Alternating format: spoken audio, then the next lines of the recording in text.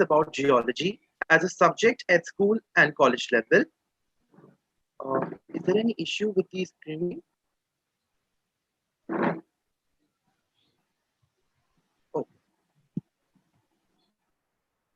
Our society is mandated to spread awareness about geology as a subject at school and college level, as a future profession, its importance in everyday life, and its role as a common heritage to mankind. The society also focuses on the overall development of the students of the department by giving them hands-on experience of the subject. Overall, the society helps in giving geology a proper recognition and at the same time help students develop major work skills. Today, we are here to celebrate the World Environment Day 2021. World Environment Day is one of the biggest annual events organized by the United Nations to generate awareness about the significance of nature. The United Nations Assembly established World Environment Day in 1972, which was the first day of the Stockholm Conference on the Human Environment. In 1974, the theme of World Environment Day was Only One Earth. Since then, various host countries have been celebrating it.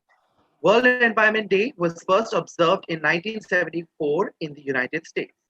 The concept behind observing World Environment Day is to focus on the importance of the environment and to remind people that nature should not be taken for granted. This day is observed across the world to respect and acknowledge everything that the environment has given mankind and to take the pledge to protect it. The theme of this year's World Environment Day is Reimagine, Recreate, Restore, as this year marks the beginning of the United Nations Decade on Ecosystem Restoration, a mission to prevent, reverse the degradation of ecosystems and the diversity of life they sustain. WHO will work as a collaborating agency along with the United Nations Environment Programme, the Food and Agriculture Organization of the United Nations, among other partners. Pakistan is the global host for the day to highlight the importance of ecosystem restoration this year. Taking this concept ahead, we have amongst us a very distinguished speaker, Professor Bharat Dahiya, who is here to talk on what can I do for the environment in the Anthropocene. Before we begin with our event, I request our principal sir to speak a few words. Thank you, Akash. Good morning, Professor Bharat Dahiya, though we have interacted just now, and my faculty members of the department and the students of the department and from other colleges, those who have joined us today to celebrate this World Environment Day. I warmly welcome on behalf of the college, on behalf of all stakeholders, Professor Bharat Dahiya to this World Environment Day webinar organized by the Terre-X Society of Department of Geology, Ramlal Anand College. Sir आपका बहुत बहुत स्वागत है, आपको सादर प्रणाम. And I am at the same time very grateful to Professor Bharat Dahiya, who accepted our request, our students' request, and I could see from his mail how enthusiastic he was to interact with these young and those who are young warriors, I would say, or ambassadors of conserving environment. We will learn about Professor Dahiya when Akash will tell about his associations, various associations. But the most important thing that I could find is his recognition in urban development. See, we cannot stop development. We cannot stop having cities, increasing population of cities. We know that there is a lot of efflux from rural areas and people are basically planning or always looking forward to have a home in the city, nearby city. And of course, it's because of development. Development in the sense, the provisions of better electricity, the provisions of better water connectivity, safe water availability, the provisions of transport, all this makes these cities better living areas compared to rural ones. And there, the role of urban developers is very important, because they have to plan at the same time all these development plans into sustainable development plans.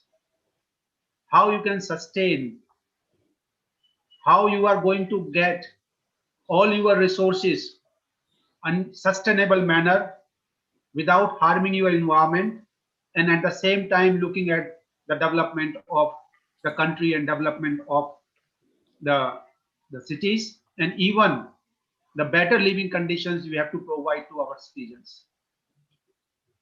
So the aim that Professor Bharat Dahiya, I could see, is very important of in today's, whether you are going to talk globally or you are going to talk about even in Indian conditions, when we are talking about making smart cities, right, in India.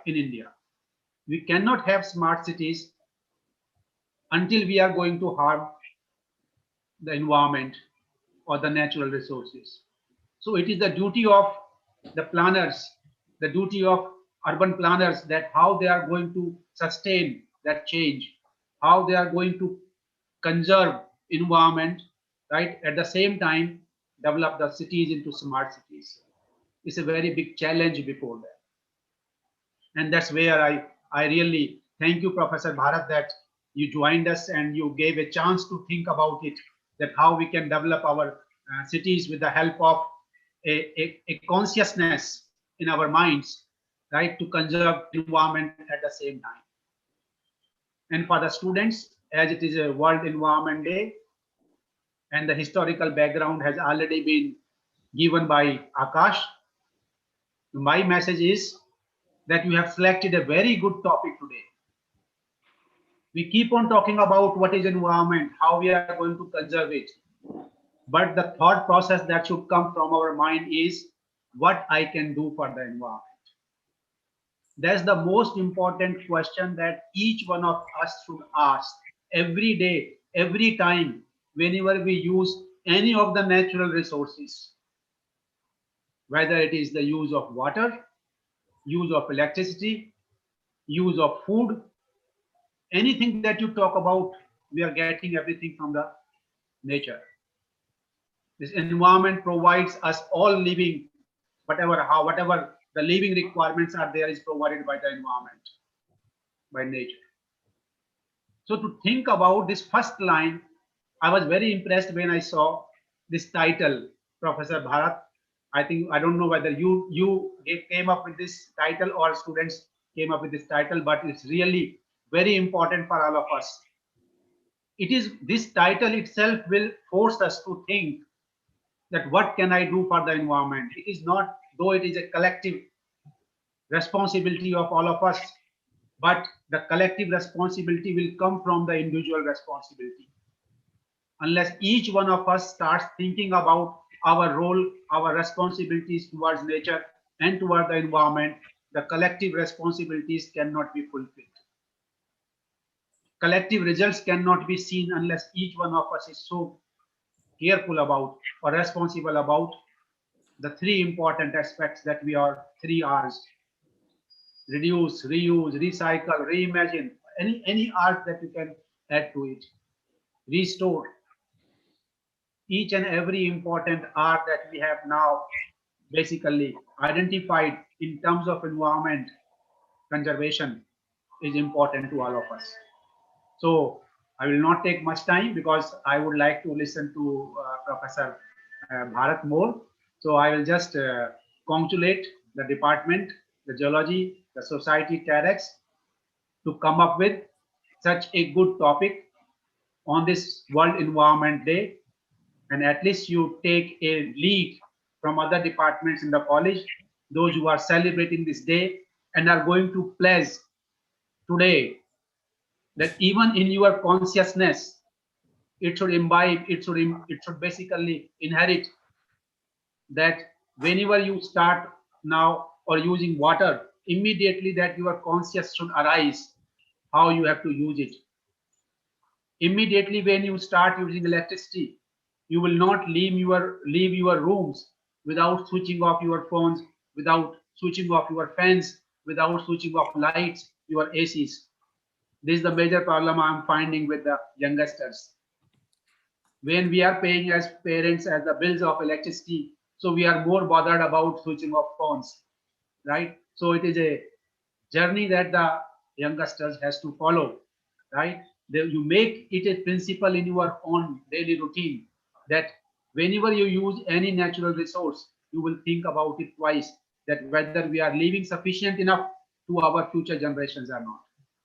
So with this, I am thankful to Professor Bharat and that he agreed to share his views, to motivate our students, to inspire them, and to tell them what is their duty towards the environment. Thank you so much. Thank you so much, sir. It was Professor Bharat who came up with the topic. And it's high time that our citizenry, who seem to be wilting under the combined onslaught of changing economic scenario and social mores, start thinking about our environment. Thank you so much. Now, I request Ms. Shreya Shukla, the Secretary of Terre-X, to introduce our speaker to the audience. Good morning, everyone. Good Professor morning. Dahiya is an extraordinary professor at School of Public Leadership, Stellenbosch University, dubbed as Harvard of Africa, Stellenbosch, South Africa, and a distinguished professor at Urban Youth Academy, Seoul, Republic of Korea. He is also a founding board member of the recently launched World Smart Cities Economic Development Commission under the World Business Angles Investment Forum, Miami, USA. An award-winning urbanist, Professor Dahiya combines cutting-edge research, policy analysis, and advisory and development practice aimed at examining and tackling socio-economic, cultural, environmental, and governance issues in the global context of sustainable development. Professor Dahiya holds a PhD in urban governance, planning, and environment from the University of Cambridge, United Kingdom. He completed his Master of Arts in Geography from Jawaharlal Nehru University and Master of Planning from School of Planning and Architecture, both based in New Delhi, India. Since early 1990s, his research and professional work has focused on sustainable cities and urbanization, strategic urban planning and development, urban environment and infrastructure, urban resilience and cultural heritage and landscapes, working with the World Bank, UN Habitat, the Asian Development Bank, United Nations University, Institute for the Advanced Study of Sustainability, UNUIAS, and United Nations Development Programme, UNDP. He initiated, led, and contributed to international projects on sustainable urban development in a number of countries and written a number of policy and strategy papers for international organizations. Since early 2014, Professor Dahiya has been the series editor for the Springer book series, Advances in the 21st Century Human Settlements, which has published 30 books under this theme, and the collection is growing. Given its academic merit, the book series was indexed by Scopus in December 2018. He serves on the editorial boards of the Italy-based magazine, Geographics of the Anthropocene book series, and a number of journals. For his professional contributions to sustainable urban development in Mongolia, the government of Mongolia awarded Professor Dahiya with a certificate of honor, and the municipal government of Ulaanbaatar decorated him with a medal of honor. At present, Professor Dahiya is working on 4 edited and co-edited books to be published by Springer, Singapore. He is also the lead co-editor of a special issue of Switzerland-based Sustainability Q1 journal. In addition, he is leading and collaborating with scholars from various countries around the world on research and publishing. Thank you. Now I request Professor Dahiya to take over.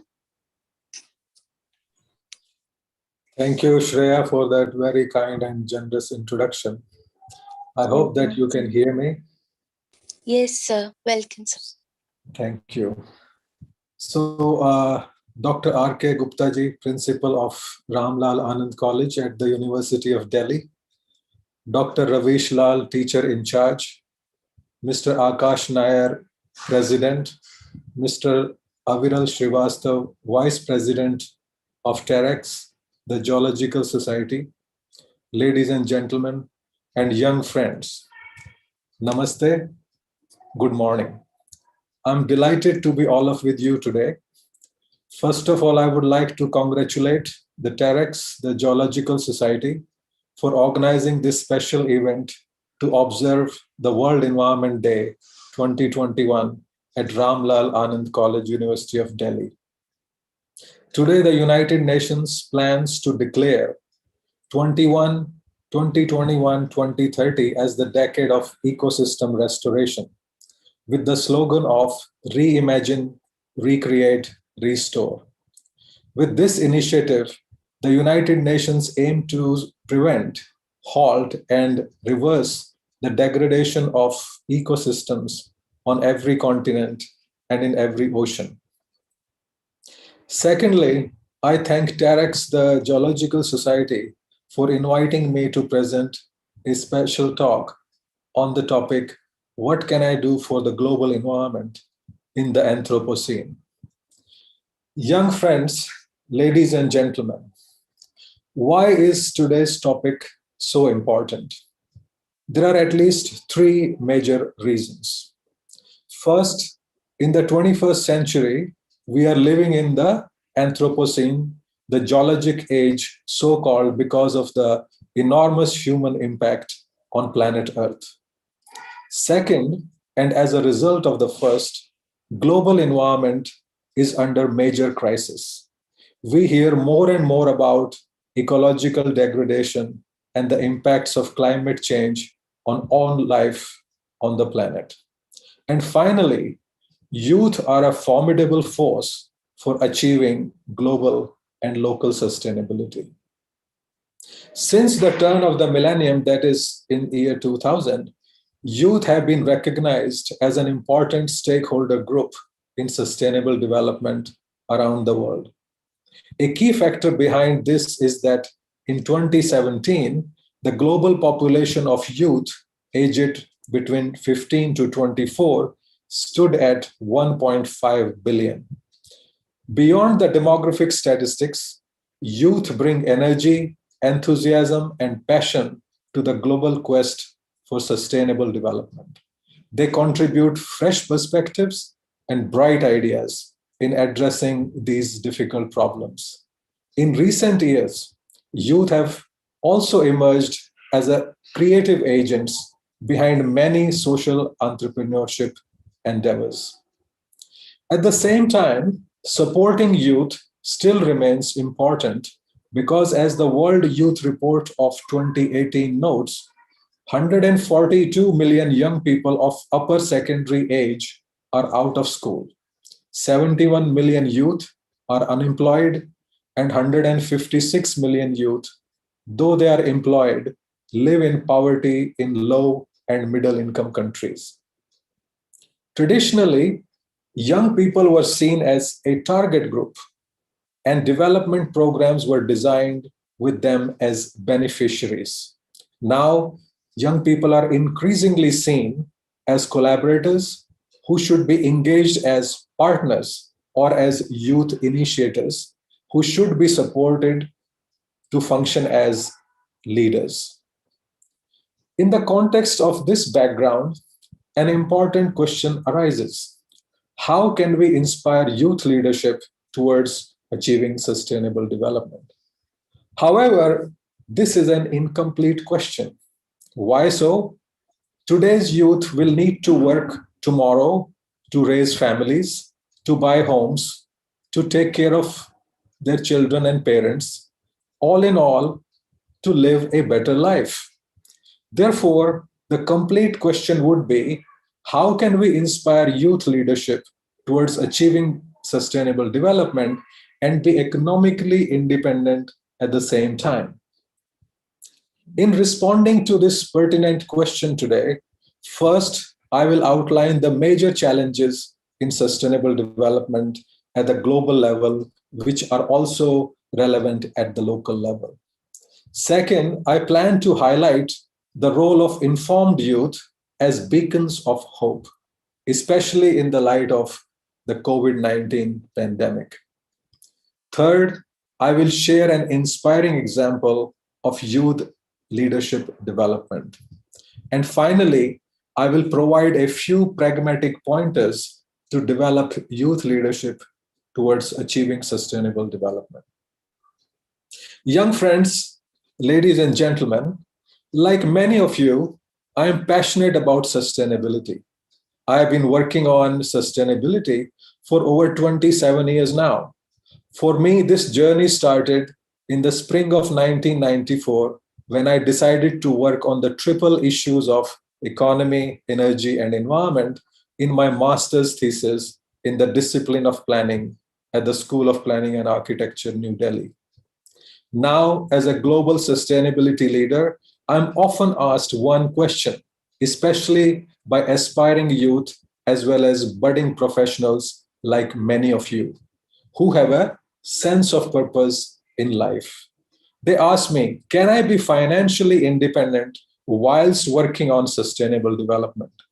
In other words, can I earn a livelihood by contributing to global sustainability?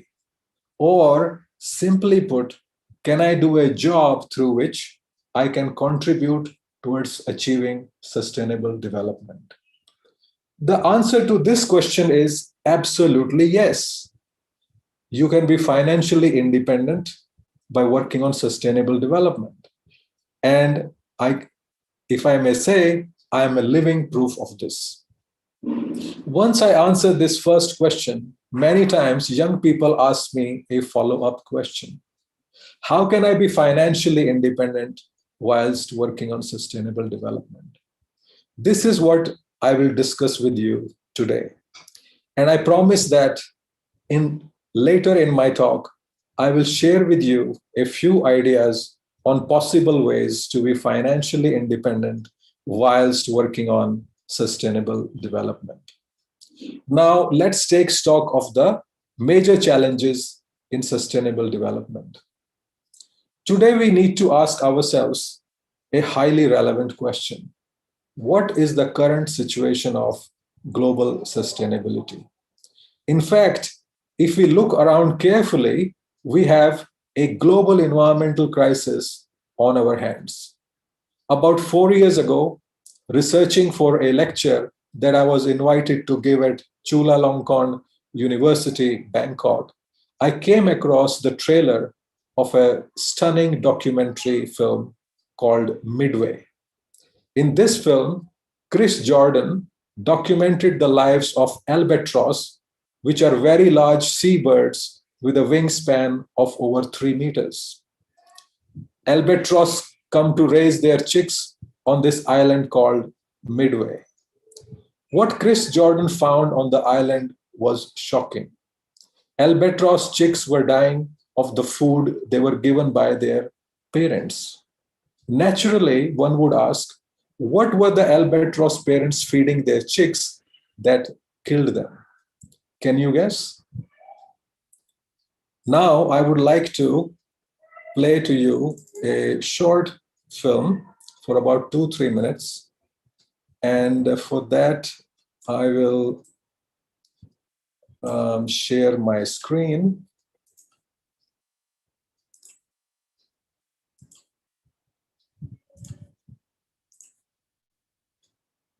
I hope you can see it.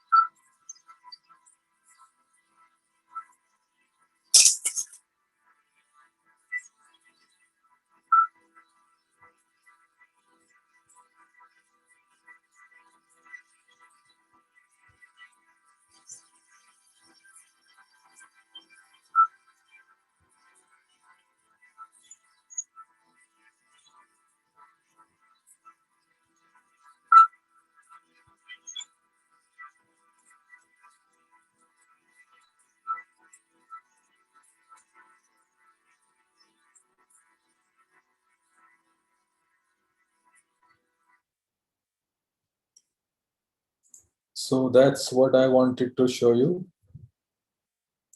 And now let's get back.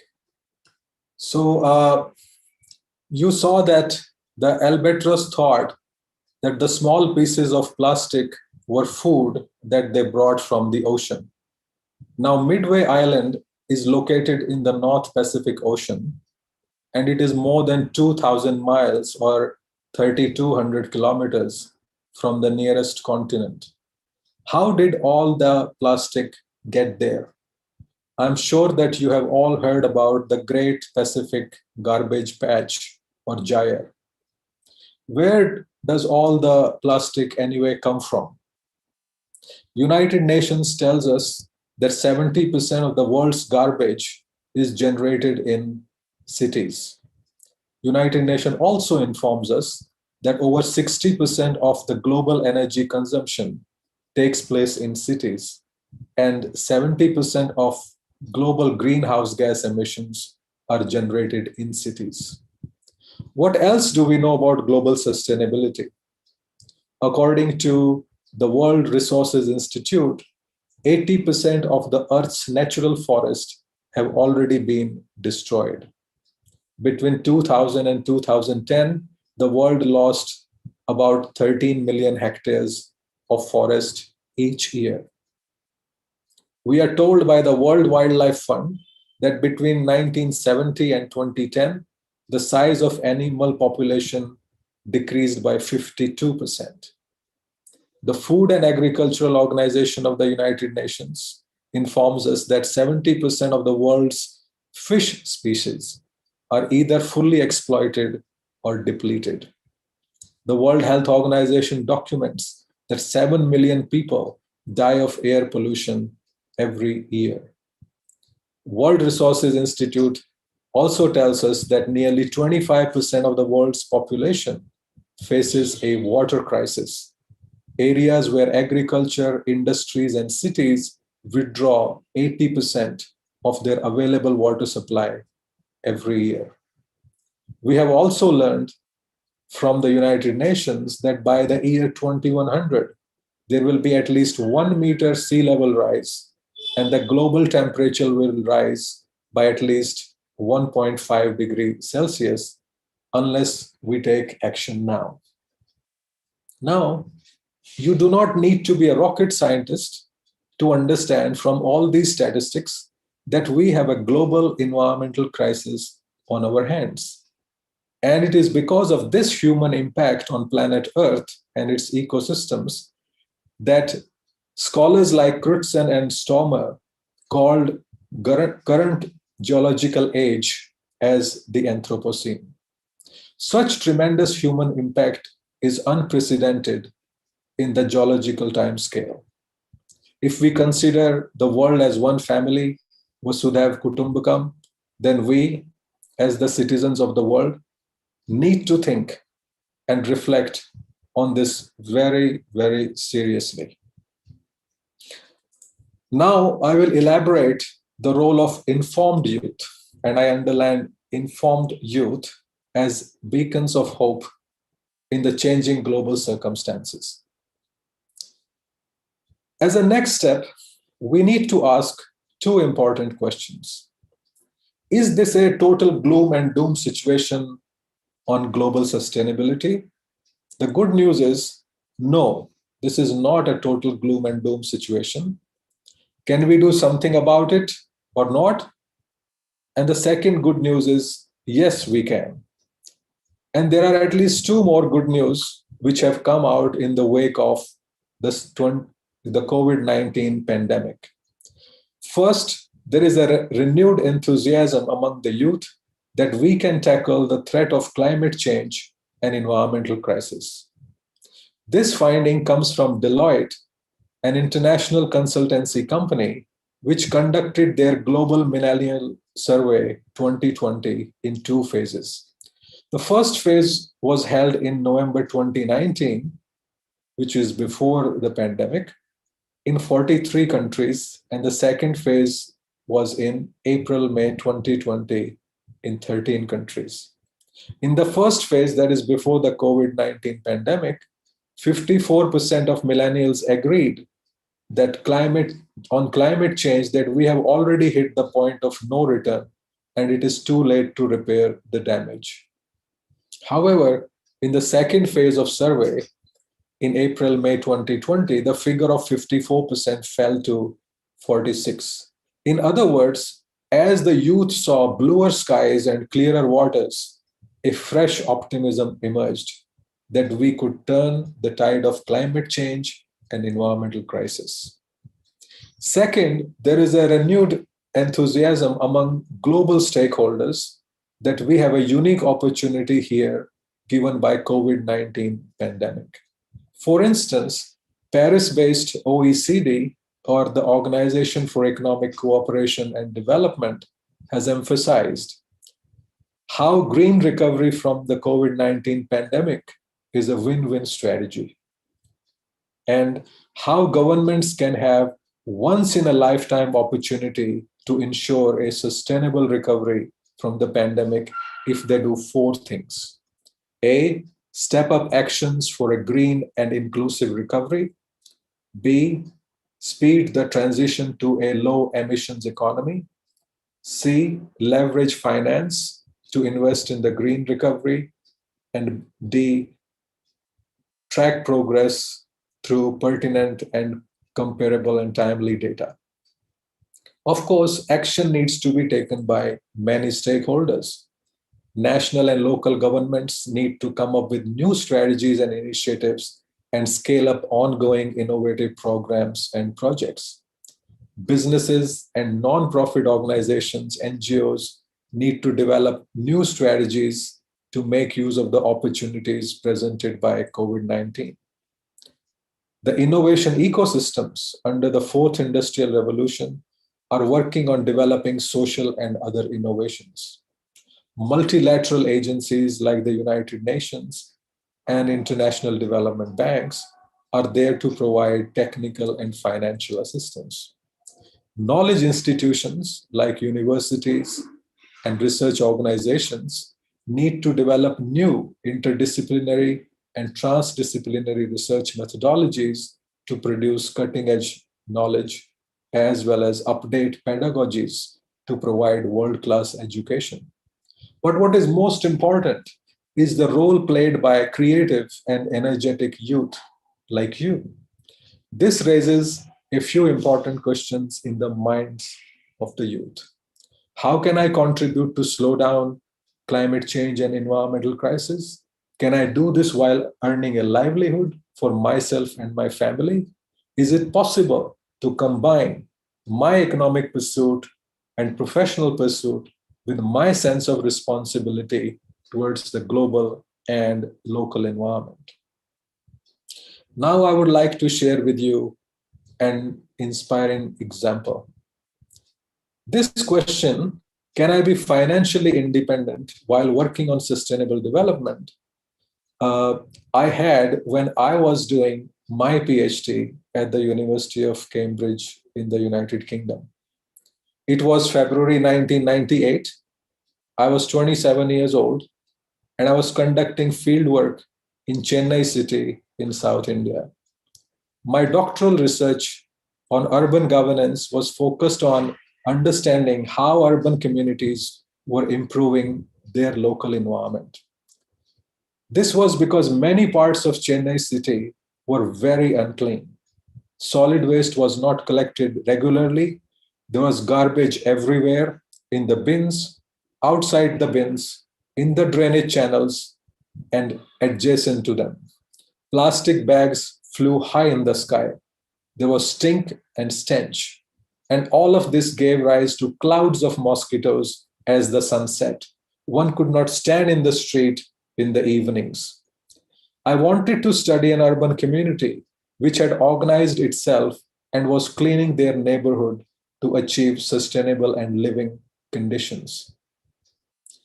In this quest, I met with Mr. Jairam, a retiree. He was fed up with the unclean conditions in his neighborhood, as waste was not collected regularly by the city government. He went on to meet a non-profit organization for help. and they introduced Mr. Jairam to me. Meeting Jairam, I asked, "How is your community work going?" I expected that he had organized his community and their organization was in full swing of cleaning the neighborhood. To my surprise, Mr. Jairam replied, "We have not organized our community yet." I was shocked, but probed further. "What are your immediate plans?" Mr. Jairam replied with a humble voice, "I have only good intentions, willingness to work, and time to spare, but I don't know how to start." Mr. Jairam's community, I realized, was not an ideal case for my doctoral research. What I wanted to study was an urban community that was already well organized and working effectively. Thus, I was faced with two options. The easy choice was to find another community which was already active and doing a great job.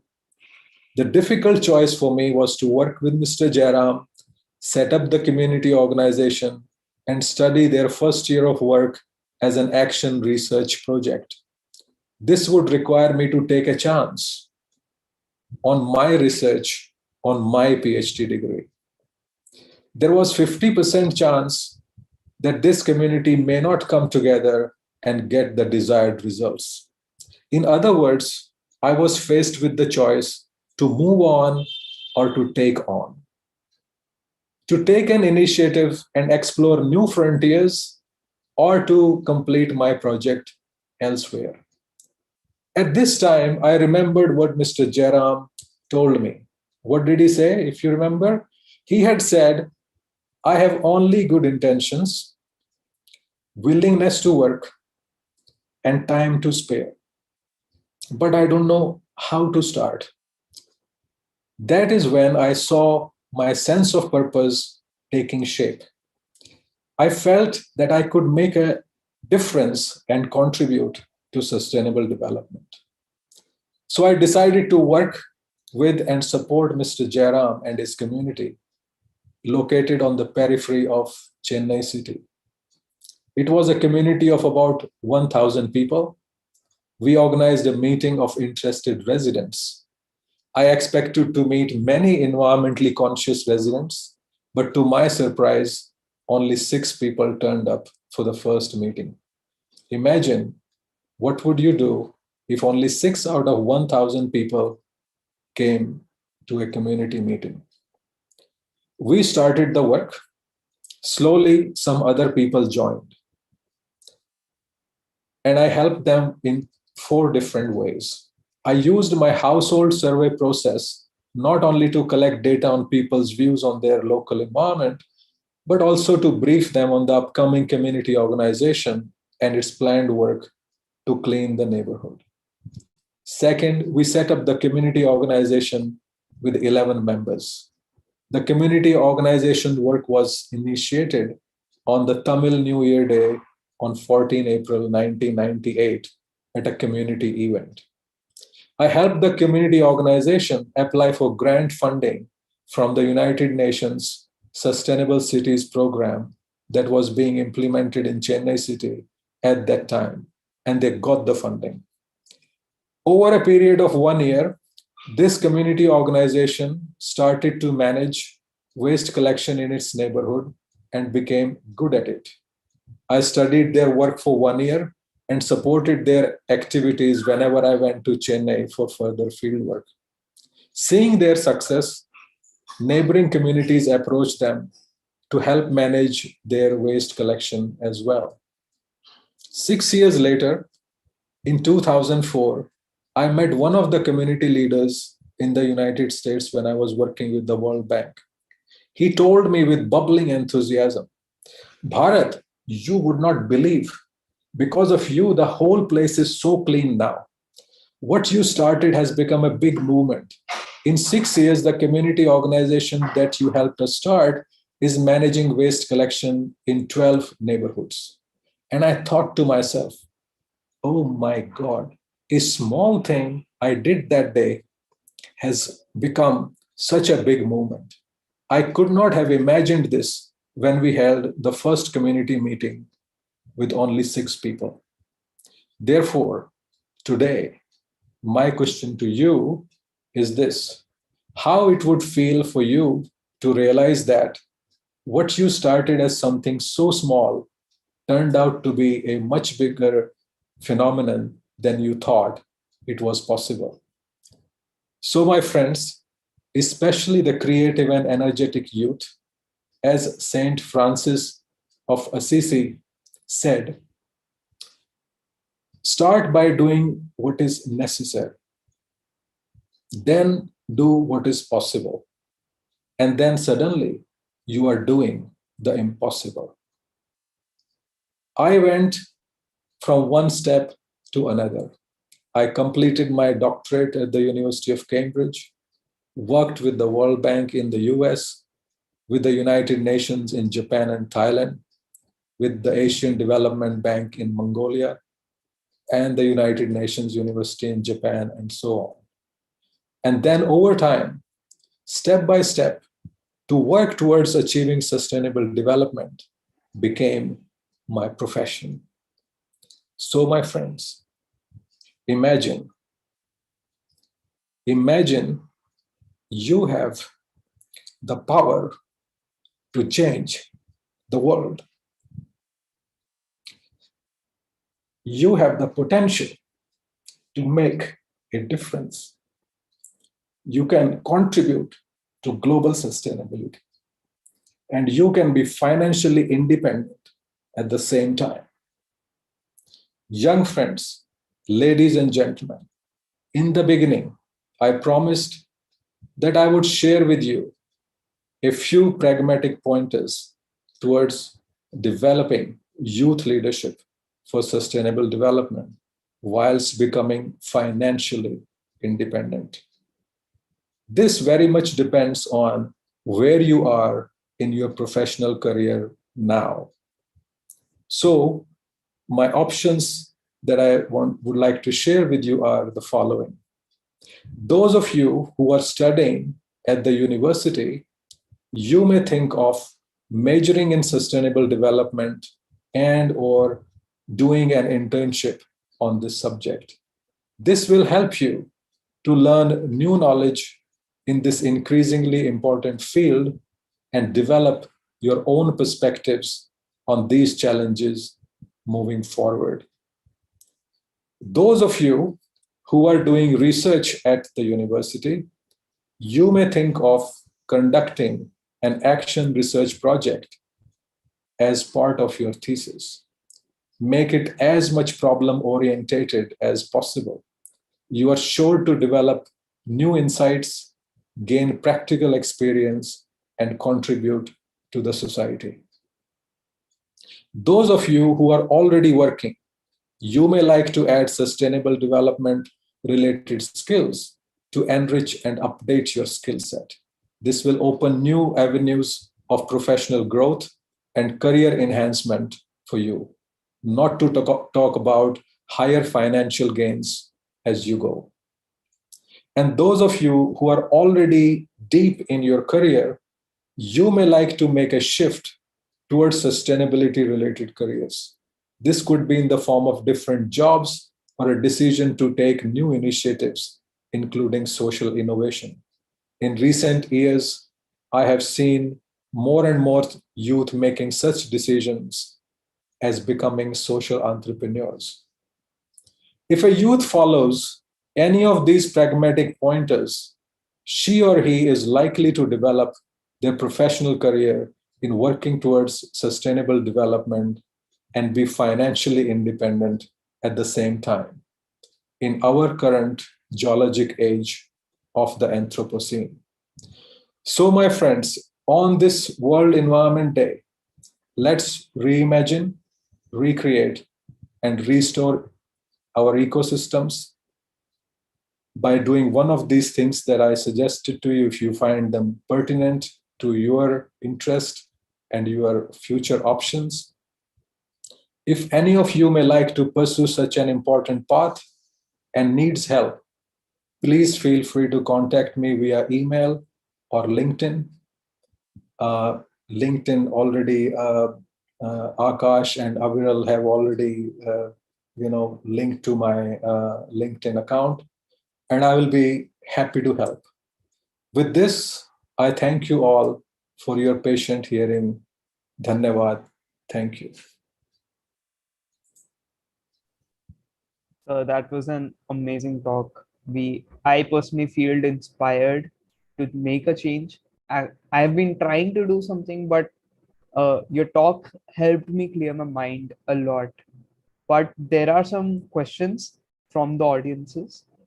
And first of all, the question that I like to ask, which is a personal one, I ask you this. What do you do to protect the environment on a personal level, on a daily basis in your life? Yes, this is a very good question, Aviral. And this is a question that I'm often asked. And I would like to share a few things. Many of these things, I'm sure many of us do. So first, I never bought a car.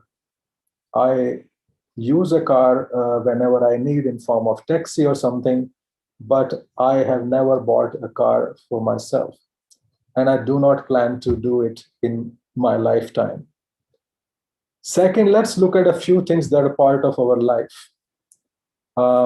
We use energy. So I try to use as little energy, electricity as possible. Whenever you are not using it, you can switch off the lights or the fan and other things.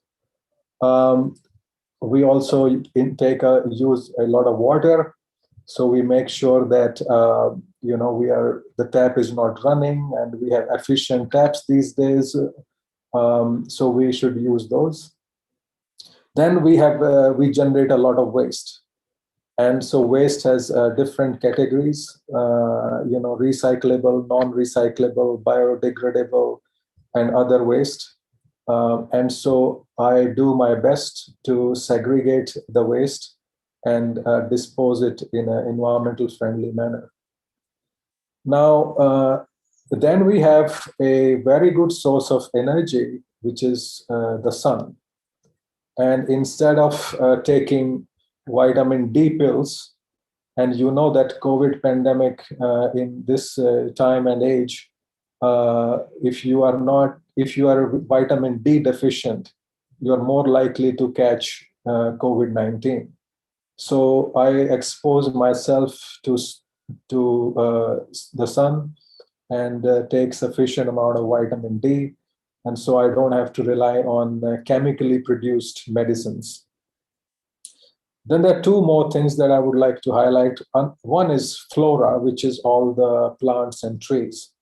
So in my house, I try to grow as many plants, especially the ones with flowers. Why? Because there is a huge decrease in the global population of honeybees and other insects. And these are the insects which help pollinate flowers and help the crops to give high yields. So I have planted a lot of flower yielding plants. And in the morning, if you come to my balcony, you will find hundreds of honeybees. And I realized they are of 3 different sizes. In the beginning, it took them time, but now they know where the flowers are. So, going with the no car philosophy, I try to use public transport as much as possible. So these are some of the things that I do in my personal life every day. I am sure a lot of people noted down a lot of things from that and will try to implement in their lives as well. Next question is from Akash Nair, Ramlal Anand College.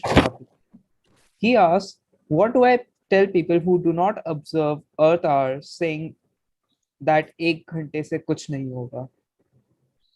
Oh, whenever we try to do something innovative, the first human reaction is rejection of that idea.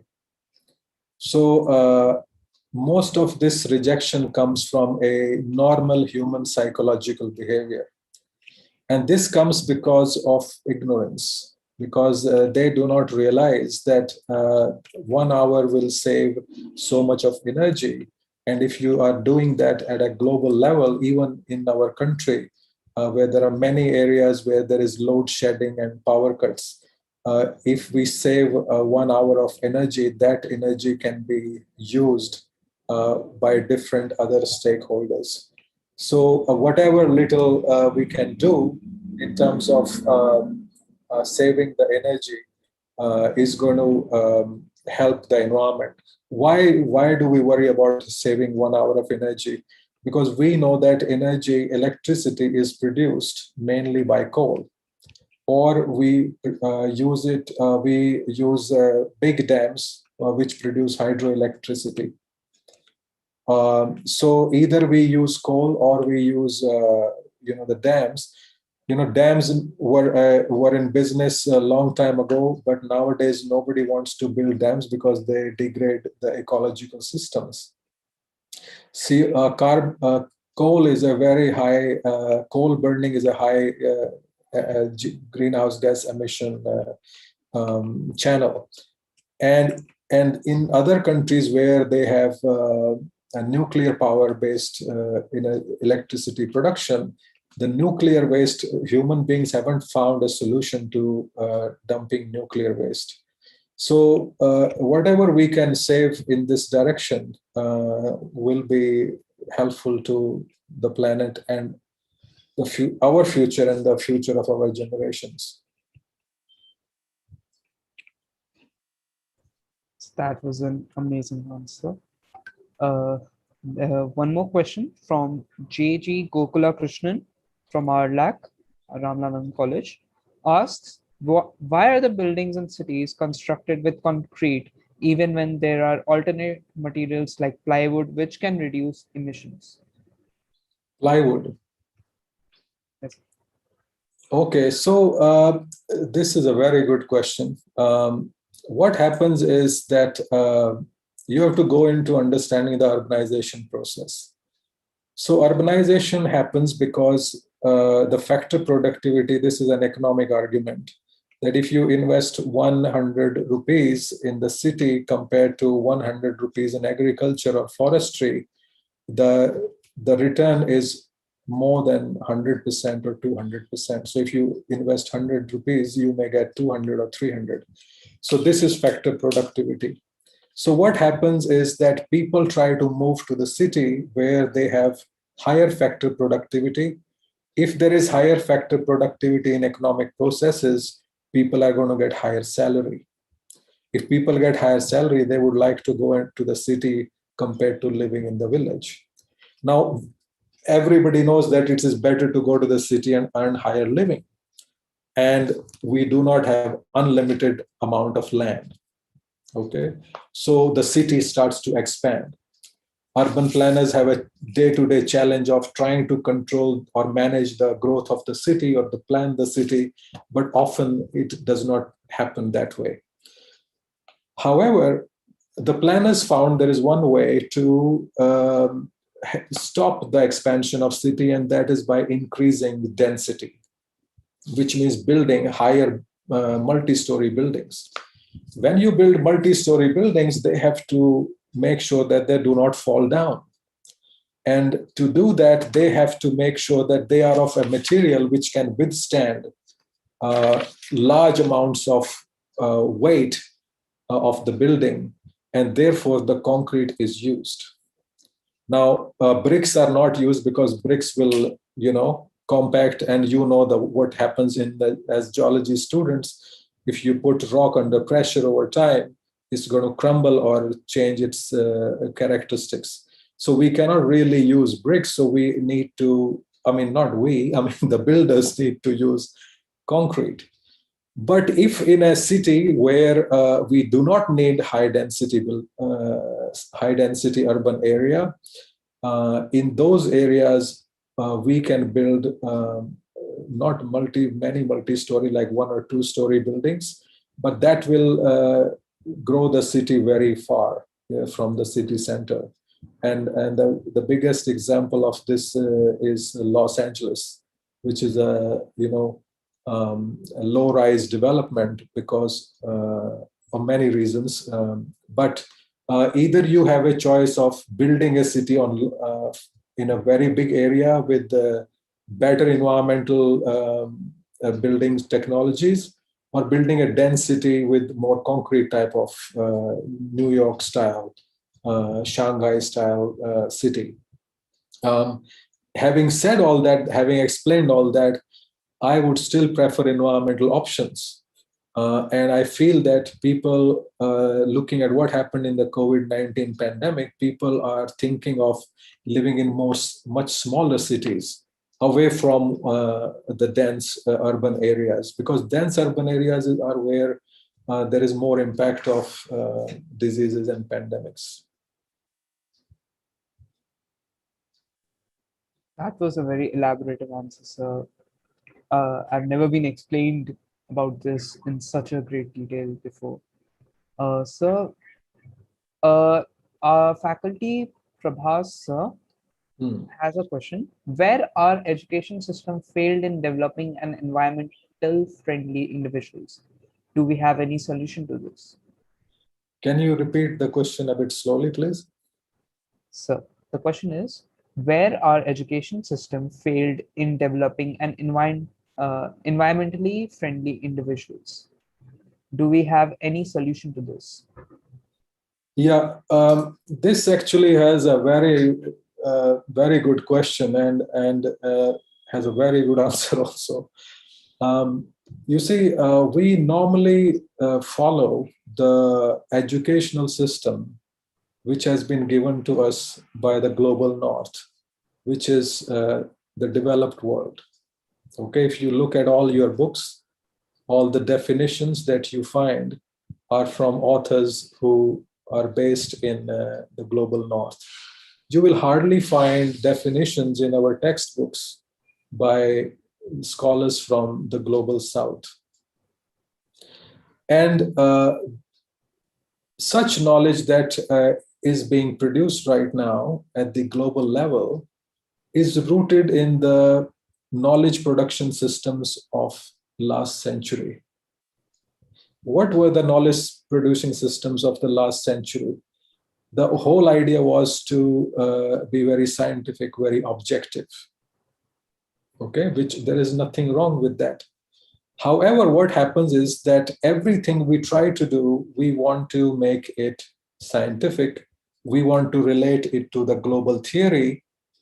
Okay, and so the global theory is something which hangs in the air, some kind of an objective reality, okay, which has been, the theory production, so you have empirical evidence and you find that there is a pattern of physical phenomena, and we use those observations to build science and theory. Now, what happens is that in the Indian traditional education system, which we hardly find here in the country, it is practiced only in a few places in India. And Sri Aurobindo was a great proponent of that. And that was called integral education. So integral education is the traditional Indian education style, in which there is one principle that I would like to share with you today. And that is called near to far. Okay, near to far. So suppose we look at our environment. What do we learn in our environmental books? We talk about ecological systems, global things. Okay, and then we try to see if these things relate to where we live. Many of these things may not be directly relevant to where we live. For instance, if there are certain things about the ocean and the living beings in the ocean, if you are living in the Himalayas, that knowledge may not be directly relevant to you. Okay, so what used to happen in the near to far philosophy is that you would not only understand the general principles of ecology, but you will also go out and see how these ecological principles work in your daily life. So that means that you go out of your class and see in the Ramlal Anand College, what is my local ecology? What kind of plants the horticultural department is growing? Are they the natural native plants of Delhi, or they are some those decorative plants which may be imported from places where there is a lot of rain? Now we know Delhi is a semi-arid area. There is rain only for a few months, maybe a month in the winter, which we call western disturbances, and in the monsoon. And so the trees which have originally grown in Delhi, they are of the semi-arid type. They can handle drought and dry conditions for a long time. But if you grow these in your university campus, those decorative plants, which will require too much water, you are going against the ecological principles of the place.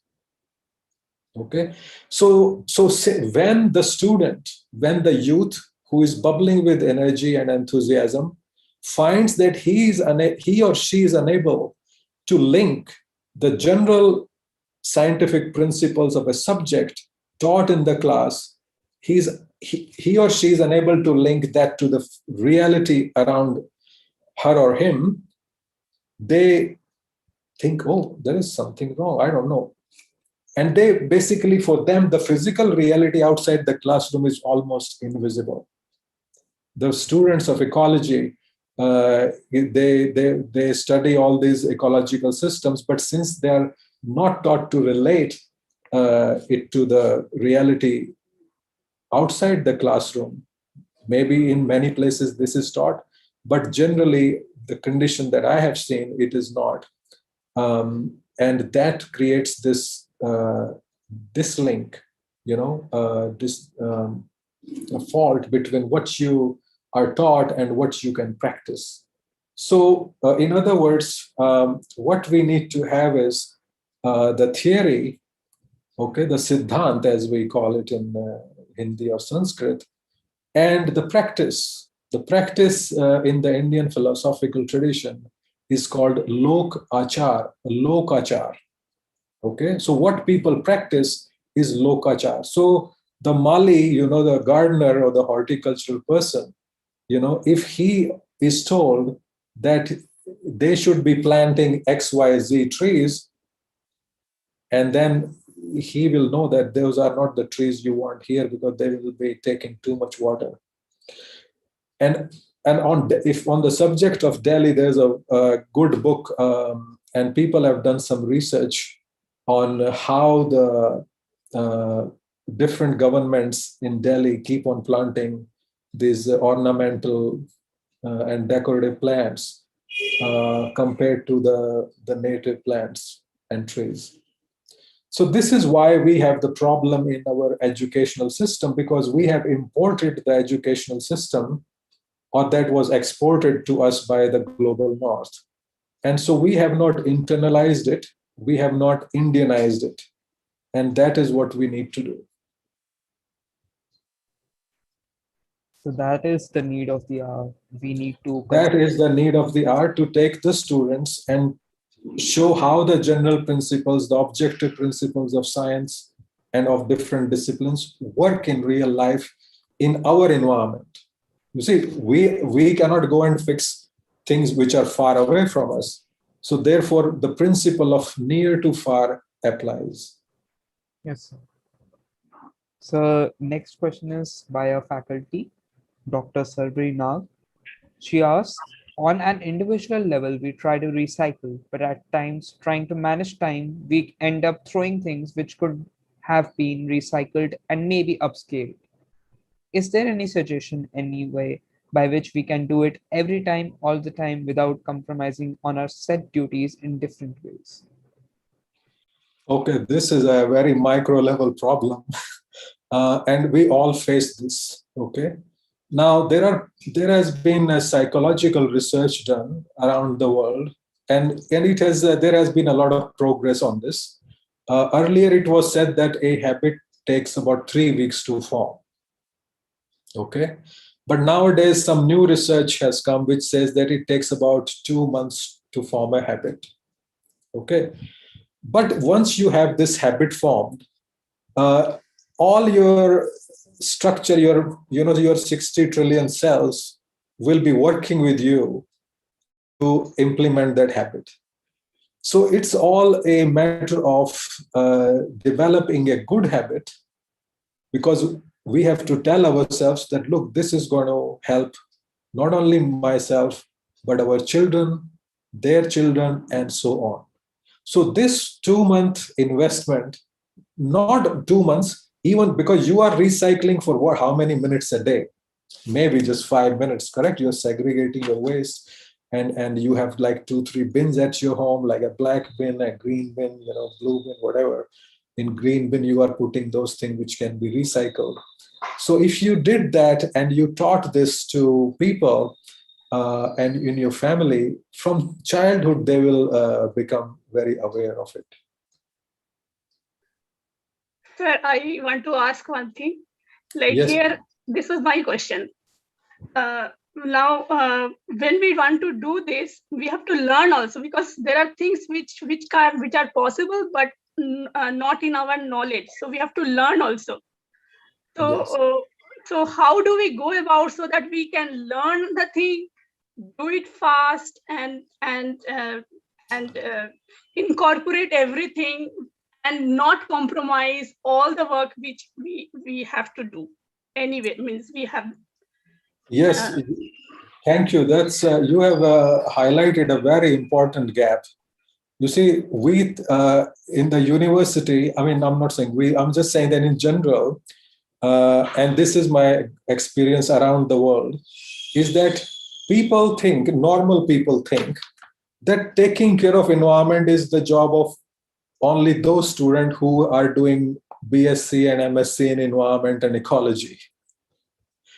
You see, people think that, these people specialize, so they will do the job. And therefore, as a result, what has happened is that ordinary people who go to school, the children and the youth who go to the college, they do not get any education with regard to how do I contribute to the environment. And I think this is a big gap that we need to fix, not only in India, but in many other countries. So we need to have something in our school education and college education, I would say, because a lot of people who have missed out on the school having this education have to have some knowledge given to them in the college, that this is like the common sense environmental knowledge, okay, which we need Even at our even at our time also, like we are grown up aged people. I mean, not that aged, means middle-aged people. Even now we need to learn so many things. So how do we, because learning also needs time, it takes time, learning also. So what are the platforms where we can get all these things? Like YouTube, so many bad videos are there, but they take so much time. We have to go through so many videos, and then we like I started composting my kitchen waste. I myself prepared a composting bin at my home, so that I don't throw my kitchen waste which comes out every day. But then there are days when I cannot do it, because I have to. I mean, I have to. Then I decide, then okay, let me throw this in the bin today. Maybe tomorrow I will do. Then some days I pile up so much waste, thinking that maybe after 2 or 3 days, when then it starts stinking and I'm not getting time, and then I throw it away again. So this is the problem I think most of the people face. Yes. You see, learning is a lifelong activity. I spend every day 1 hour learning new things. It's not very difficult if we allocate. Learning is enjoyable also. And it's enjoyable, it keeps us up to date. I meet a lot of youth who think that after they finish their degree, they are set for life and they don't have to learn anything. I find that the day they finish their degree, they have already become outdated. And the reason I have been able to do many things in my life is because every day I try to learn something new. And I make it a purpose to do that. And I allocate time for it. So if we allocate time for not only learning, but also for managing, contributing to the environment, I'm sure we will succeed.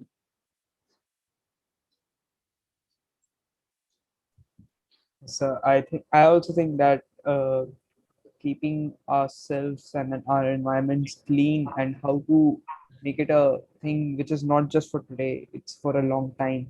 As a family, my mother is also very active in these things, so I relate to this a lot. She even does not waste the RO water that comes out. She uses it for other purposes, and there are many things that everyone has to learn and do. I think with time everyone has to evolve, because we generate new kinds of waste every day, and we need to see how to manage that waste which we are generating. So yes, That's next great. question. So next question is from Ankit. uh, he asks, is unplanned industrial growth is the main reason behind environmental deterioration? Unplanned industrial growth. Normally, industry is a big industry. So normally you will not have unplanned industry. Okay.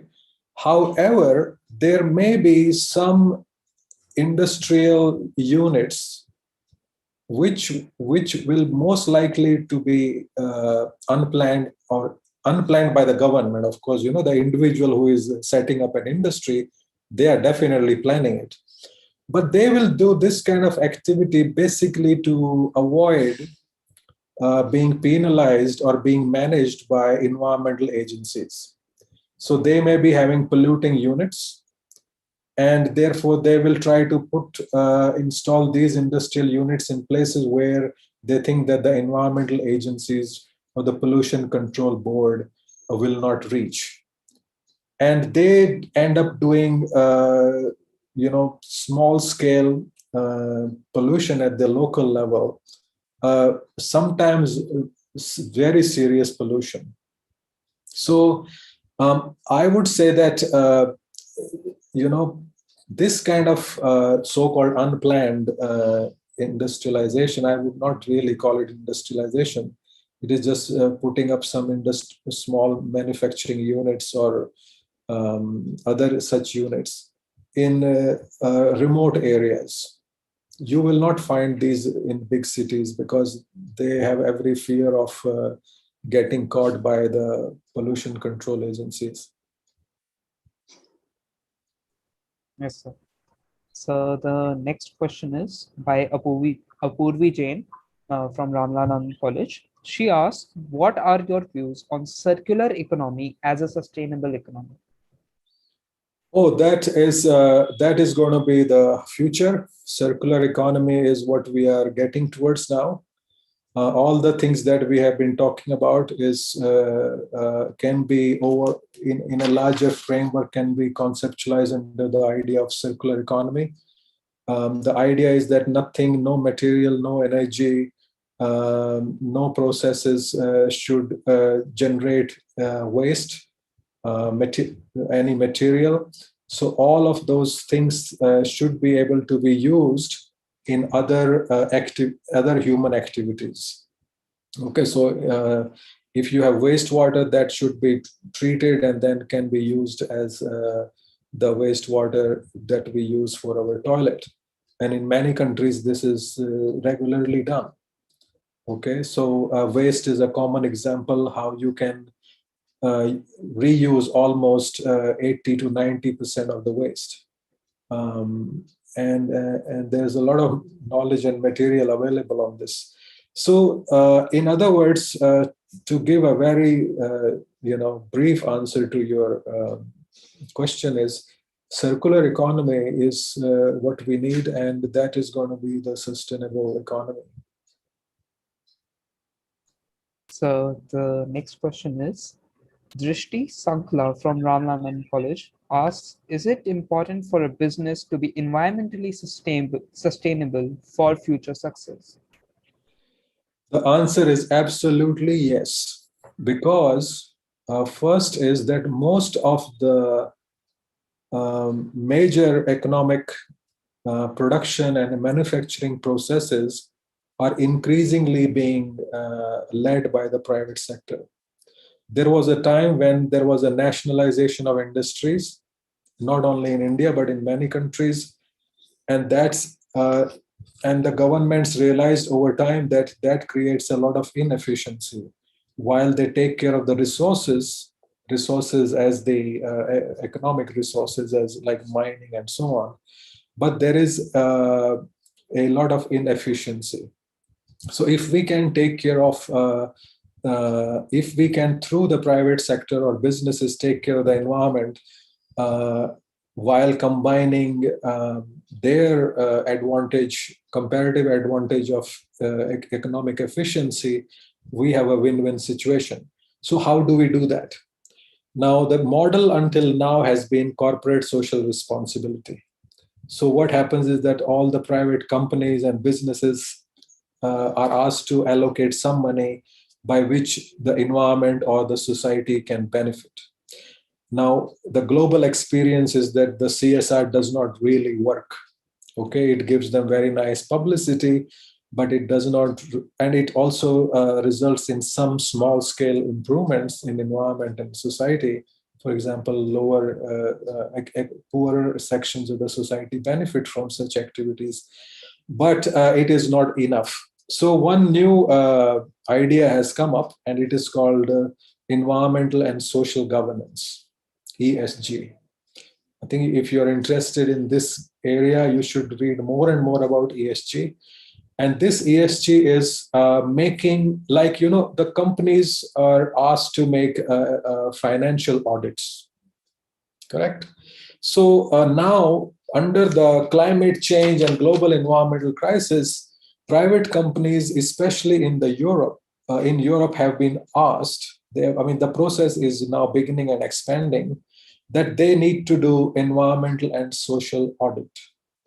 That means whatever production processes the private sector is operating, it is not harming the environment, and it is not harming certain social groups in certain other places of the world. So once they have to do this environmental and social audit, which is going to become mandatory, and it's going to come to India also eventually, I hope that it can be brought sooner than later, then we have a very good way to get the private sector and businesses to respect environmental and social development goals.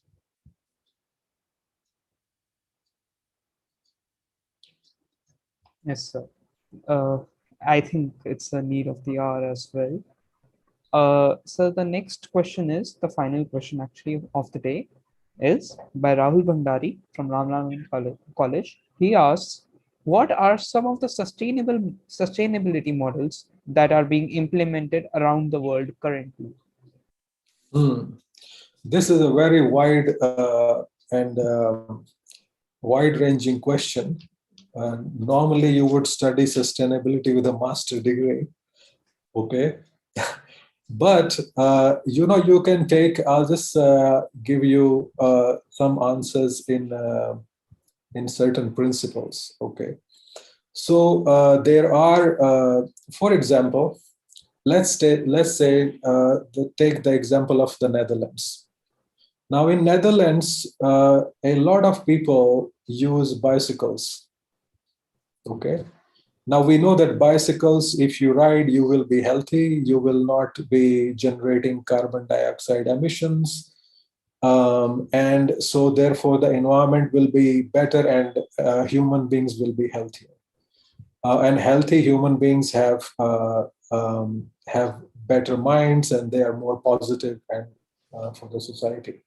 So what do they do in the Netherlands to support cyclists?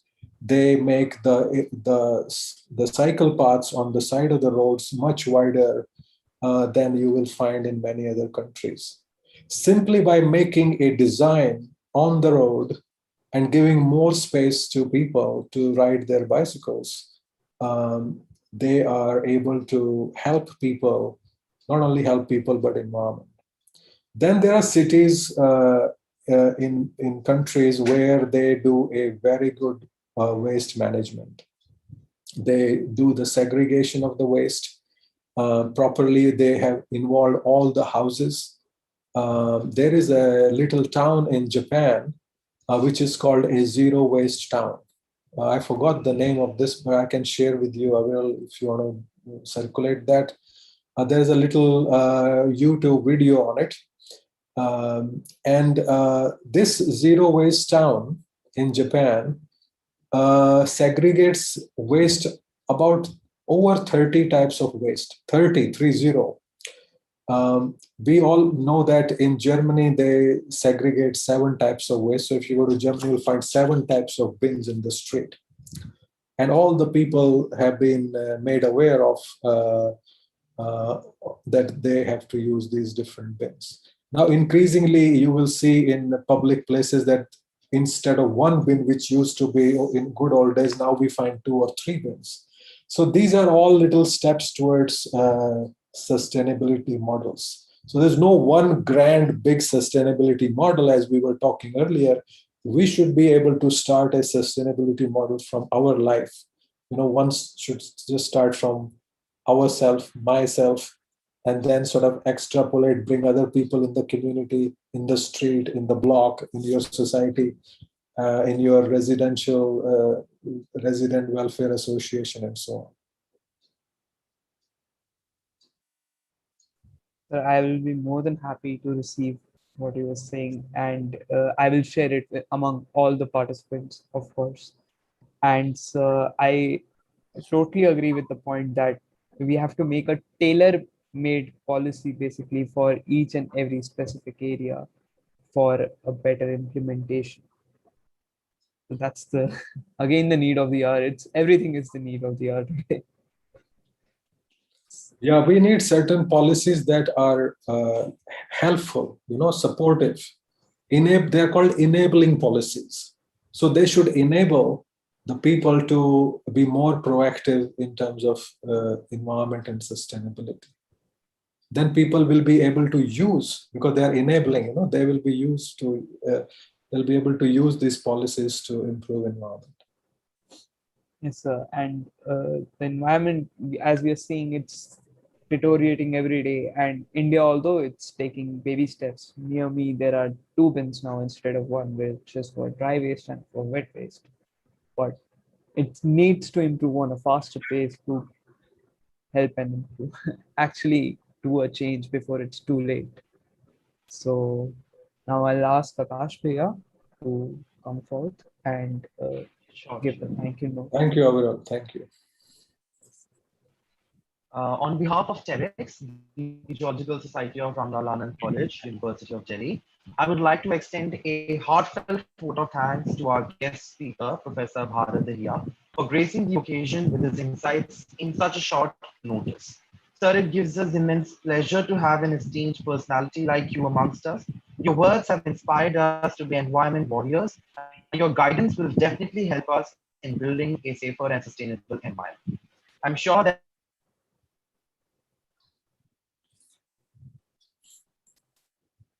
I think there's some internet issue on this end.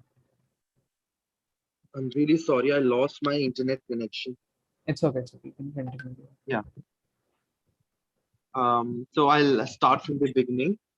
On behalf of Terre-X, the Geological Society of Ramlal Anand College, I would like to extend a heartfelt vote of thanks to our guest speaker, Professor Bharat Dahiya, for gracing the occasion with his insights in such a short notice. Sir, it gives us immense pleasure to have an esteemed personality like you amongst us. Your words have inspired us to be environment warriors, and your guidance will definitely help us in building a safer and sustainable environment. I'm sure that everyone has a lot to take away from today's talk. I would also like to take this opportunity to thank our faculty members for their constant support and encouragement. A special thanks to our core team members for arranging such a fulfilling and fruitful talk in such a short notice. And last but not the least, for the audience for their enthusiastic participation. Thank you so much. Thank you, Akash. Thank you very much. नमस्कार. Thank you, sir. Thank you so much, Professor Bharat. Thank you so much. और बहुत अच्छी guidance आपने इन बच्चों को दी है. I was listening throughout the whole during the talk. I was there, and really good inputs that these students have got from you. तो चलिए देखते हैं ये बच्चे कैसे करते हैं और कितना जो आपने बताया है इसको अपने डेली रूटीन में और अपने रिसर्च में या अपने एजुकेशन में यूज करते हैं. So I will keep a track on that. Oh, that's great. That's great. Thank you so much. You are welcome. You are welcome, Dr. Gupta. Let us know when you are visiting India, and we would like to see you in person. Yes, that'll be wonderful. That'll be wonderful. Okay, namaskar, sir. क्या leave करें? Namaskar. Thank you for your invitation again, and it was a pleasure to share ideas and have a discussion with all of you. Thank you. And I hope we stay in touch. Yes, we should stay in touch. Yes. And I will also like to stay in touch with you. Actually, I'm teaching a paper on urban geology. Actually, I'm learning when I'm because we started this course very recently, and every day, it is a very great learning experience for me. And since you have been working on this, I will like to learn from you and get more insights, sir. Sure, madam. We will be in touch. I'm sure.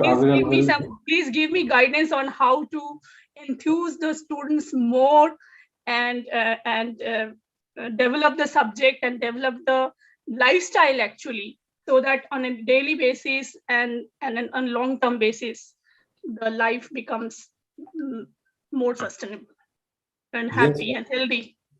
Yes, madam. Definitely. We will be in touch. Sure. Yes. Thank you so much, sir. Again. Okay. I will take care and wish you all the best. Thank you, sir. Thank you, everyone, and thank you for joining this wonderful talk organized by Terre-X. Yes. Okay, Avril, bye now. Take care. Okay, Akash, bye now. Thank you, sir. Bye. Take care. Take care, sir.